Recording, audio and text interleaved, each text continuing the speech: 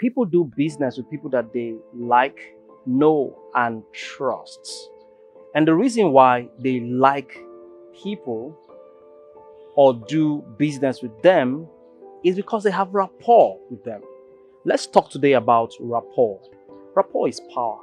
Rapport precedes persuasion. If you see anybody who gets you to do what he wants him to do, or who gets you to be influenced, that person has established rapport with you. So let's talk about rapport. If you want to achieve anything in life, whatever it is you want to achieve, in business, in science, in your enterprise, you need to look for somebody who has achieved that thing and establish rapport with the person, then model a strategy before you can get the results you're looking for. Establishing rapport with people can be challenging, because there can be no persuasion without rapport. So what I intend to do today is show you how you can establish rapport with people. Let's start with a few ideas. A few ideas drawn from HR, human relations. The first way to establish rapport is to listen to people. Learn to listen and listen to learn.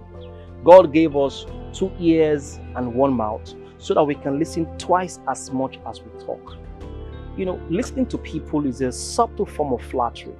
It gives people that sense of importance. When I'm having a conversation with you and I listen to you, you really like me. You get to like me. People trust people who listen. We're in a world where people are always talking. You are always talking. You're always using I in all of your conversation. Very few people take their time to listen. Okay, maybe they hear, but they don't listen. To listen is to hear with concentration. And so listening is a very powerful way to get information. When people speak, they leak. They reveal their prejudice, their enthusiasm, their sentiments. They reveal their bias, their ignorance, their knowledge. And they reveal their clues and their cues, their hot button. They reveal their language pattern, their anchors. Just by listening to people, you can extract information. You can get to know what they really want from their tone and from their phrases and from their vocabulary just by listening. And that's how you begin to gain rapport. The second way to gain rapport from people, while also drawing from the HR principles, is to remember people's names. It's so important that you remember people's names. People's names, a person's name is the most important word in all of the universe. When you call a person's name, he looks at you. Okay, let's say you're meeting somebody for the first time and you have a handshake with the person.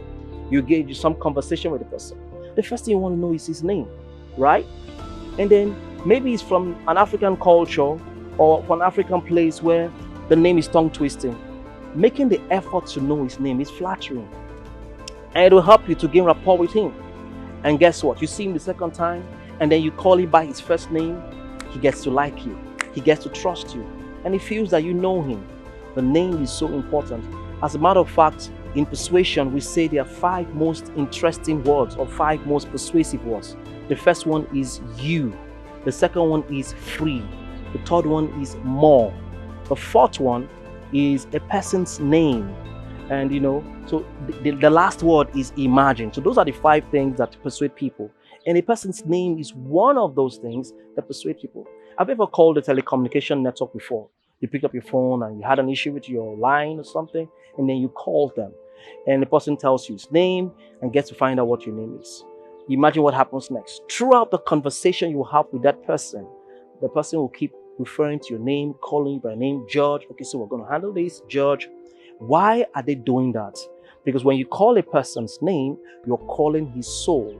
When you call a person's name, you're identifying with him. And then that's a very fast way to develop rapport. Remember people's names. People like you when they know that you remember their names. Let's go to the third way.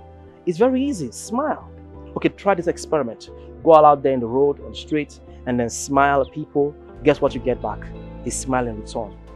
A smile speaks better than a sermon. Or Chinese people say that he who cannot smile should not open a shop. He who cannot smile should not open a shop. So learn to smile, and then you quickly develop rapport with people. Now let's go into a more, technical way of developing rapport. And we'll draw it from NLP. NLP is neuro-linguistic programming. How do you develop instant rapport? Remember, If I want to get a person's strategy, I want to quickly establish rapport. And you know the interesting thing about rapport, you can establish rapport even from a group of people.